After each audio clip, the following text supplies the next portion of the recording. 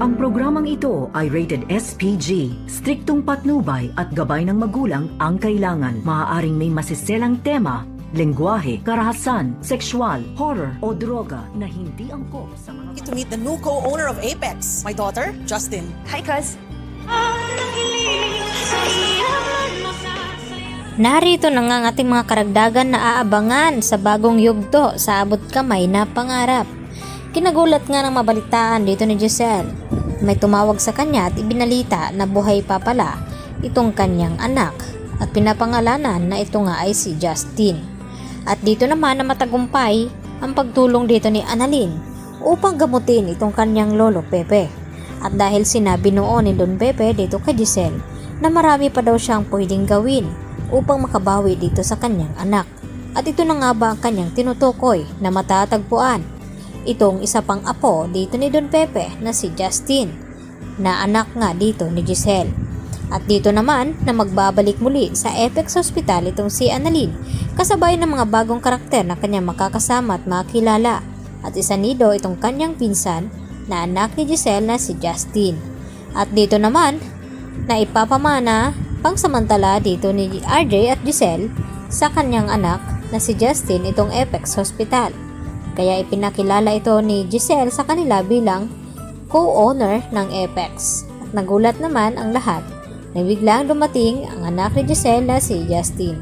At labis naman ay kinagulat din dito ni Zoe at Moira dahil mayroon na naman silang panibagong haharapin at mas matapang pa nga dito kay Giselle. Lalo pa ngayon na malakas ang kutob dito ni Giselle na itong si Zoe ay hindi niya tunay na kadugo at pamangkin dahil sa mga ikinikilos nito na hindi maganda at nagigilty na nga itong si Zoe dahil sa kanyang ginawa dito kay Don Pepe.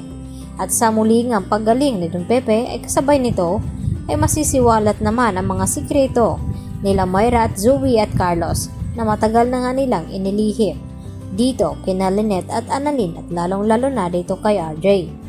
At itong si Don Pepe ang magpapatunay sa lahat na itong si Zoe ay isang impostor. At ang pangloloko nga dito ni Carlos, dito kay Lynette at dito naman kay RJ. Sinubukan naman na magpaalam muli dito ni Lynette kay Carlos upang bumalik nga sa Apex Hospital upang dumalo sa prayer na para sana sa mabilisang kagalingan dito ni Don Pepe. At dito naman na sinabi ni Carlos kay Lynette na hindi naman daw siya kapamilya ng Tanyag. At ano naman ang gagawin doon ni Lynette? Buti sana kung ito ay si Annalyn dahil maintindihan nga ni Carlos na doon siya mamalagi dahil kanyang lolo ito. At dito naman natahimik itong si Lynette habang pinapakinggan ang mga sinasabi dito ni Carlos. At maya-maya naman ay nakatanggap ng tawag itong si Carlos. At walang kalamalam itong si Lynette na itong si Moira ang tumatawag dito kay Carlos at sinabi na kinakailangan daw nilang magkita dahil may mahalaga daw silang pag-uusapan tungkol nga dito sa mga naririnig ni Moira at nababalitaan na pinagdudahan daw itong si Carlos ni Giselle na may kinalaman sa nangyari ngang cardiac arrest dito ni Don Pepe. At dito naman nakumpirma ni Moira na may ginawa nga itong si Carlos Benetes upang makardiac arrest at hindi nga natuluyan dahil bigla nga dumating itong sina Annalyn at Doc Lindon.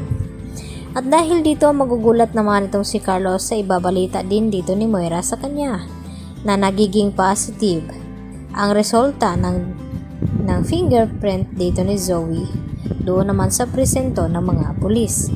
At nagpaplano na nga ang dalawang ito na kung ano daw ang kanilang dapat gawin. Kinakailangan na hindi makarating dito kina Giselle at RJ itong resulta ng fingerprint dito ni Zoe dahil kapag nagkataon ay sa kulungan nga pupulutin itong si Zoe at tuluyan nang mapatalsik sa Apex at wala siyang makuhang mana. Yan po ating pakatutugan mamaya dito lamang yan sa abot kamay na pangarap.